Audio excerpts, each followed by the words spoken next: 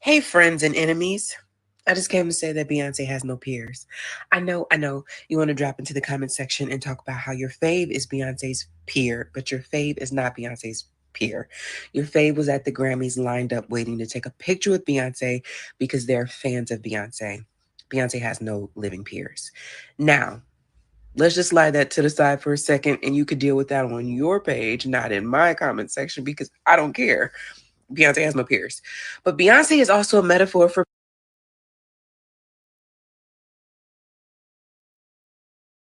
Black women. The Recording Academy is supposed to be this idea of a group of your peers voting on your music, and therefore they make you more credible, they affirm you, they give you this award and say, you are worthy of this. Who can authorize Black women? Answer the question now. Nobody. The reason no one can actually authorize Black women, and the reason why Black women need to stop letting people think that they have that kind of authority, is because Black women exist in this place that Patricia Hill Collins called outsider within, and or Dr. Kimberly Crenshaw gave us some more language around that called intersectionality, and or Sojourner Truth, who didn't say this, but we'll go with it. Ain't I a woman, right? Because if you exist in these multiple identities, all of which are harshly oppressed, that means that you have a lived experience. Your lived experience gives you knowledge, information, a knowing that no one else can know because of that lived experience. And as a result of that intersection of those identities, there is no other group of people who can know what you know. So the reason why I say that Beyonce is a metaphor for Black women, Beyonce having no peers, Black women, we have no peers. There is no one who can authorize us. It is what I call the range. Our education, our lived experience, and our ancestors is what authorizes us, makes us credible, makes us worthy of being able to show up on a scene and say, actually, I'm her.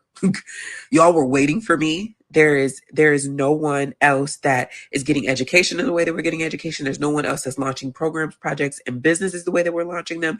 There's no one else, but we've been so socialized into believing that we need to do and one more and one more and one more and one more.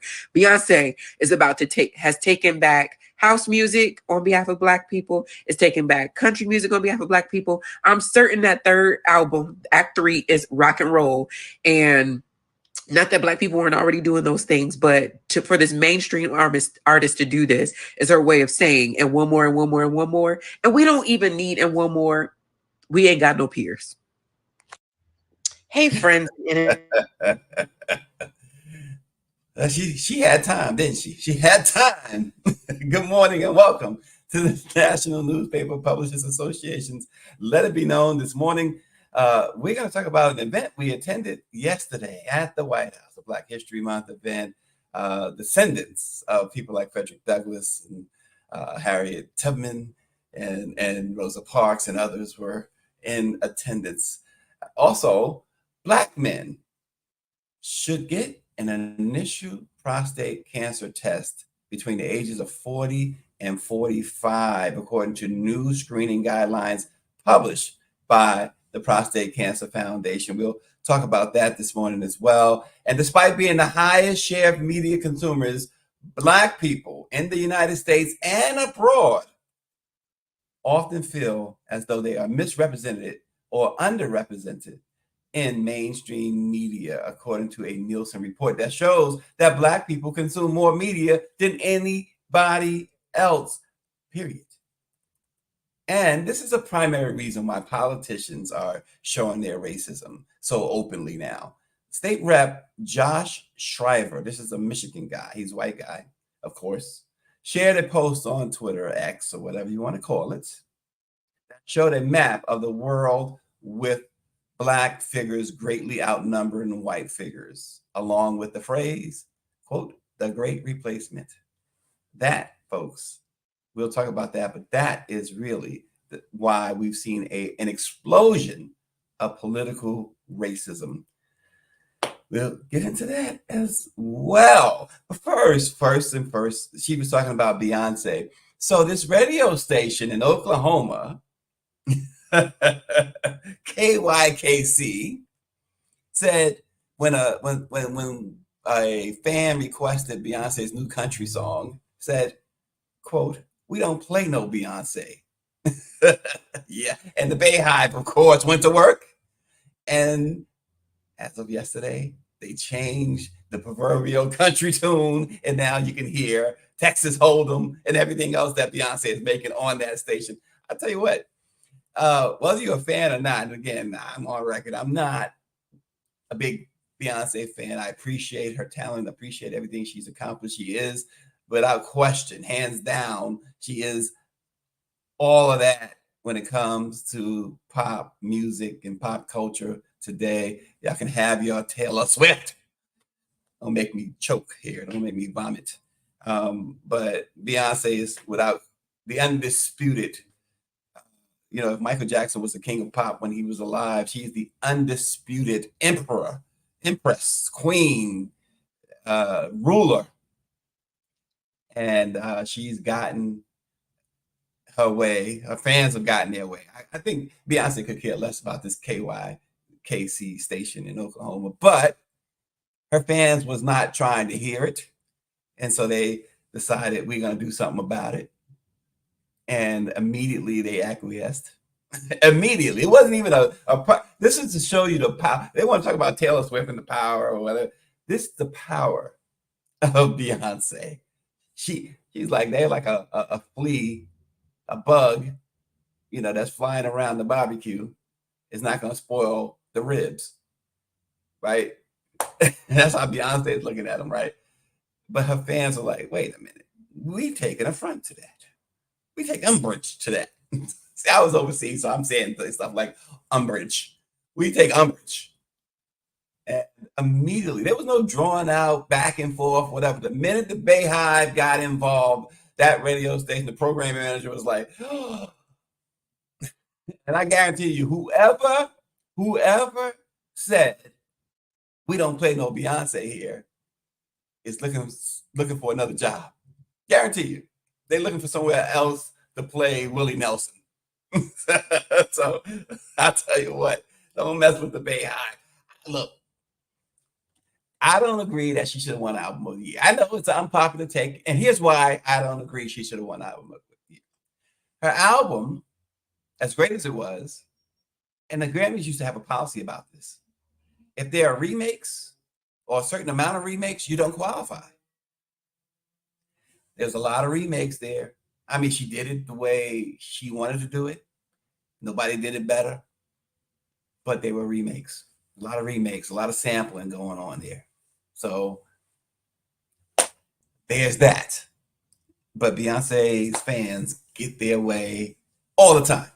All the time. There's no back and forth there, right? Like Cardi B's fans and what's that? Nicki's fans go at each other, whatever, and Nicki and Meg the Stallion go at. Nobody's going at Beyonce. There's no match. It's like the young lady said at the beginning, there's no peers there. There's no match. They got to leave her alone. They got to leave her alone. This is somebody I don't even deal with. I don't deal with. I mean, I saw Beyonce one time live, right? And it wasn't a Beyonce concert. It wasn't a Destiny's Child concert. It was the celebration of Michael Jackson's 30 years at Madison Square Garden in 2001. And I thought that was the first time and the only time I've ever saw her live. I'm not a fan, but when she and Kelly and Michelle got on that stage to do their tribute to Michael for his 30 years, and then they did Bootylicious and some couple of other songs. I mean, they rocked it, absolutely rocked it. Give them the props. So enough of talk about Beyonce. Totally Randy must be happy this morning. She must be happy this morning. Right? You know, that's like Beyonce and Jay-Z are like her parents. So she got to be happy. She's got to be a proud child. Yesterday we attended an event, Greer and I, at the White House. It was a Black History Month event. Really, the idea of it, I will say this, and we appreciate Roderica, and that's her name, Roderica. She sold me her name because I always say Ro, and because I didn't know if I didn't want to mispronounce. I thought it was like Rodrika or something like that.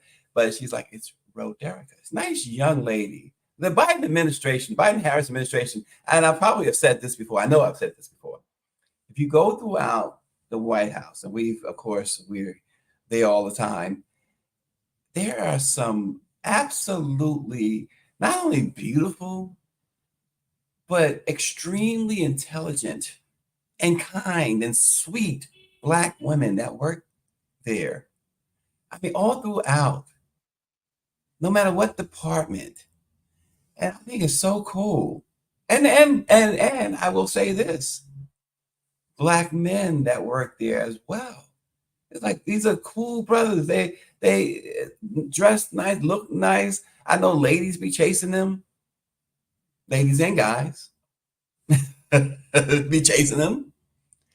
But they put on this Black History Month event, and it was the idea behind it. You had descendants of Frederick Douglass was there, which is really cool, right? Descendants of Rosa Parks was there, which is really great.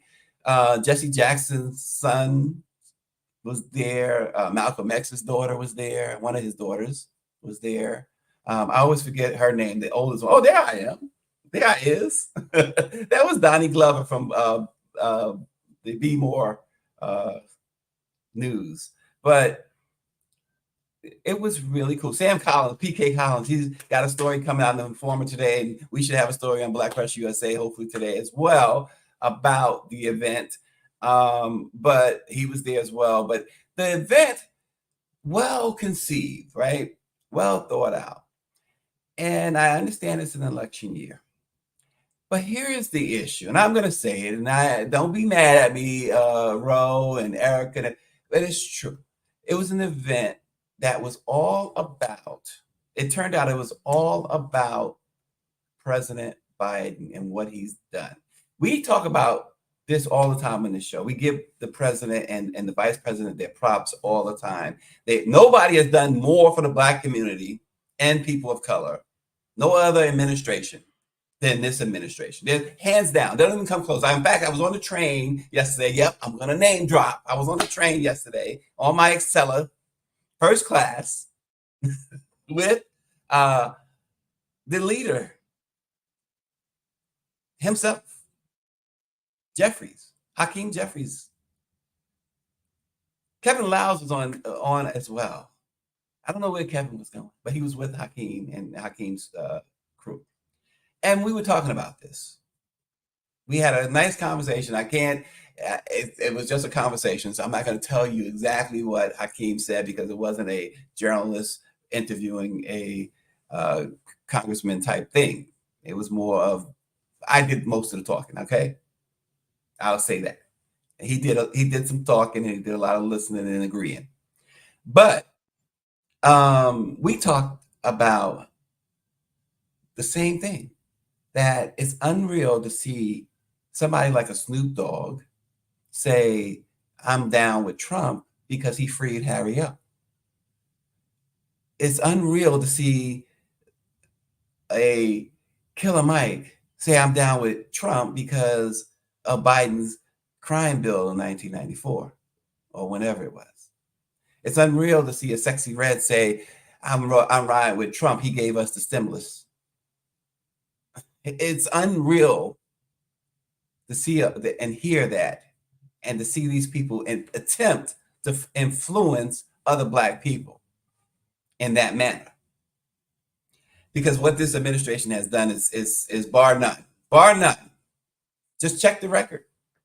But having said that, this was all about President Biden. Everybody came up there and sang his praise and talked about what he's done. It wasn't Black history. I mean, do they consider that Black history on what we were there for? Because if that's what we were there for, see, there was a moment there. I was in the briefing room with other reporters, and I have a hard pass, and the reason I say that, there was an announcement that came over. Next door in the Oval Office was the president, and they were moving him to a conference. At the time, we were to meet with the descendants and go to that ceremony. And the announcement was that all credentialed, all hard pass media are welcome to come into this briefing room. This not the briefing room, but this other room that they were moving the president into, and he was going to take questions.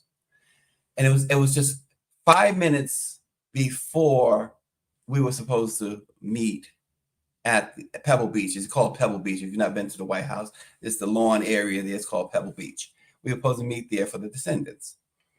And so I got up and I followed the crowd, the credentialed media over, and we got Biden administration officials saying, listen, guys, we don't want it to be like it was the other day where you're yelling out questions at him, whatever. And I was like, cool, I'm going to go in here with, and then the young lady from Ebony McMorris came over from AURN, said, hey, this is not our thing. We supposed to be, this is not the right one. We're supposed to go to the descendants. This is not the descendants. Because I thought maybe it was a part of the descendants thing. But I should have known better because it was only white journalists going on the other thing. And all the Black journalists went to the descendants Black History Month thing. But nonetheless, I could have gone over there and got all of what Biden has done for us instead of going to the descendants thing. It was cool. I thought it was a really cool thing that they put together. But, you had the vice president come out and speak. Steve Benjamin, who is the director of the Office of Public Engagement, came out and speak. He was the former mayor, of Charleston, South Carolina as well. And representative from Alabama, Terry Sewell, she spoke as well. But it was all about Biden. And I just think that, I don't know if I'm going to go as far as say it was poor taste, but it was just not exactly what you would have thought it was going to be. we thought the emphasis was going to be on, at least I thought the emphasis was going to be on Black history and these descendants, whereas they acknowledged them, they talked about them, they were sitting there, but it was much more about President Biden. And so I think that they kind of missed the mark. Now, having said that, on Saturday, the White House is hosting another Black History Month. This time it's the Office of Public Engagement that's hosting theirs. We'll see if it's going to be any different. But that was our day at the White House yesterday. So listen to this. Here's a good thing to pay attention to. Power 96, David Youngblood, myself, other Black men. Prostate exams. Now, we used to be told that prostate exams should happen after you're 50. But now, new guidelines from the Prostate Cancer Foundation says that Black men should begin getting prostate screenings as early as 40 years old. In the U.S., Black men are at higher risk of being diagnosed with and dying, I should say, from prostate cancer than men of other races. Everything disproportionately affects us. The data suggests that Black men, that is, are diagnosed with prostate cancer between 3 to 9 years earlier than other men and are 2 times more likely to die from the disease than white men. And you got to say, why is that? Why is that? Y'all know the answer. At least I'm sure you're on track with the answer. Guidelines for all men currently suggest getting an initial test for prostate cancer, as we said, between the ages of 50 and 55. But the new guidelines say that Black men should consider getting a test when they are 40 years old. Dr. William O., who is the chief medical officer at the Prostate Cancer Foundation, said, "We don't know what causes prostate cancer. We know it is a disease of aging. We know that there are some environmental factors, and we know that it tends to run in families. But we don't currently know why Black men are higher risk for being diagnosed with prostate cancer than other men." So they formed these guidelines. An advisory commission formed the guidelines, and it's made up of physicians and patients, this commission. And then they review available evidence, including trials and scientific studies. And see, there's another thing. We generally don't participate in clinical trials. That must stop. But we understand why we don't participate in clinical trials. There's a hard history of Black folks participating or being experimented upon that we have not yet been able to shake. And that, thus, even during the COVID pandemic, we were like, oh, wait a minute. You're talking about giving us a vaccine? Wait a minute. Power 96 says he gets a prostate and colon checked every year on his birthday. He says, what a present. But yeah, so Black men, really, think about your prostate health. It's never too early to think about it. It seems like nowadays, the younger these diseases are coming and illnesses are coming younger and younger. They're attacking younger and younger people, Black folks in general. So get your prostate checked. And like Power 96 colon, one of the things, and they mentioned this too in the study, by the way, is how they check your prostate. We freak out over that.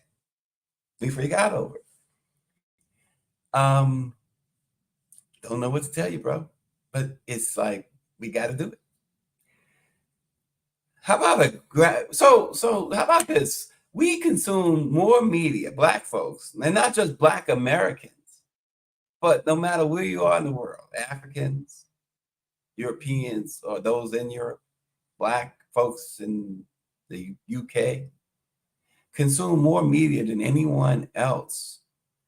This groundbreaking Nielsen report, which was unveiled, spotlights the robust media consumption habits of Black individuals around the world, exposing a very obvious disparity between their high engagement and the prevalent feeling of being misrepresented or underrepresented in mainstream media. The report covered a Black audience in the US, Brazil, Nigeria, UK, and South Africa. It examined the untapped power and influence Black people have on the media landscape. We always talk about this Black wealth and the spending power of Black folks, $2 trillion or something like that.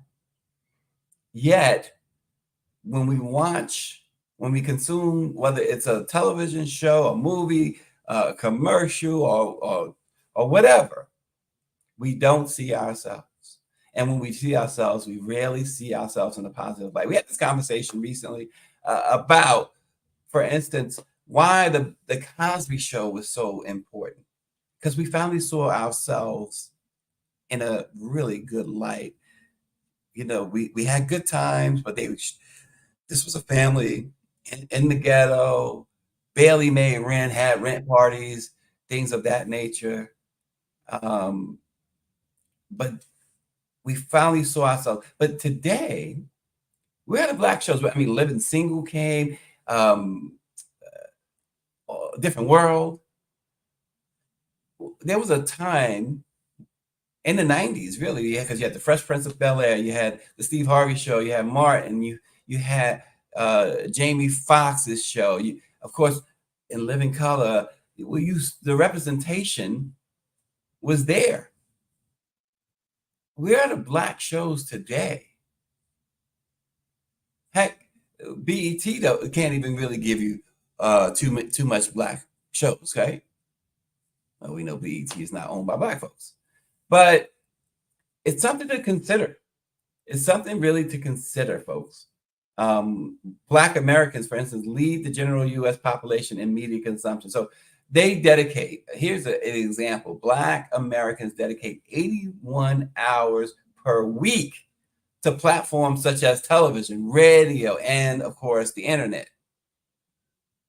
And if you're Black and 65 and older, well, that number rises to 92 hours a week.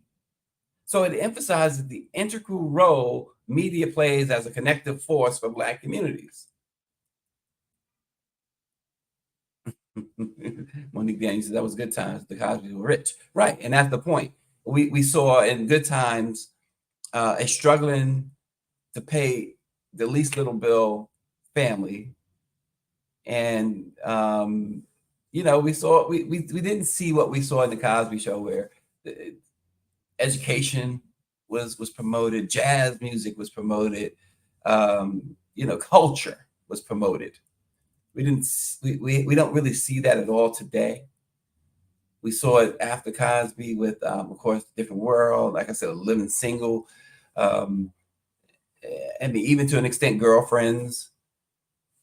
So we don't have that today. We really don't have that today at all. But this was interesting because this report, and you can look it up, it's the Nielsen report on Black media consumption. It just went global. It talked about Black people everywhere. It pulled in figures from various places, I should say, not everywhere, but various places, so to give us some real perspective. So it's something to think about. But certainly you guys should be consuming, if you're going to consume news, the Black press of America. That's for sure. The authentic voice of Black America. Power 96 says, now we are stuck with worthless reality TV. He doesn't watch that. Power 96 is down there in the Mardi Gras land. They are partying it up. It was Fat Tuesday yesterday. They're getting down out there in New Orleans. People wearing all types of stuff. I saw a video of a woman wearing balloons. Just nothing. Whatever she was wearing, it was made out of balloons. I'm sure that those balloons were popped at some point. So the Michigan House of Representatives stripped Republican lawmaker Josh Shriver of his staff members and a committee position this week, right after Shriver posted online about a racist conspiracy theory. Shriver sparked furor when he shared a post on social media of an image captioned, "The Great Replacement." The image referenced the far-right conspiracy theory that non-white immigrants are deliberately brought into white majority countries to undermine the political power and cultures of white people.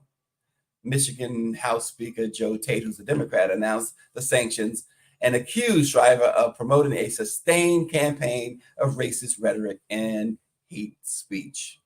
That's the whole thing, though, folks. This whole idea, the replacement theory, that is why we saw, among other things, January 6th happen.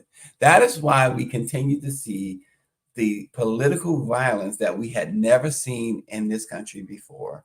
The rhetoric continues to ramp up. And that is exactly why Donald J. Trump, the twice impeached, 4 times indicted former president who's been found by a civil jury twice to have sexually assaulted a woman in order to pay well over $90 million in damages. A New York judge also found him to have committed massive business fraud. And yet he is the front runner for the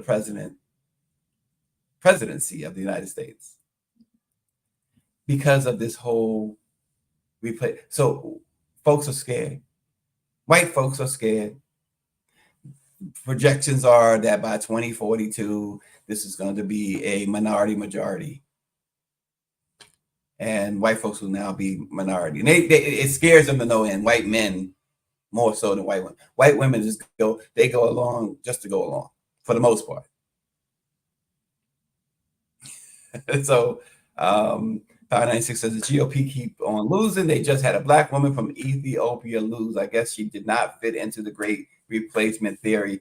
And speaking of losing, yes, George Santos's seat was finally decided. Voters in New York yesterday did, in fact, go back to the Democrats and selected a familiar face to fill that seat. So the Republican majority in the House now sits at just 2 seats, which only means that until November, until January,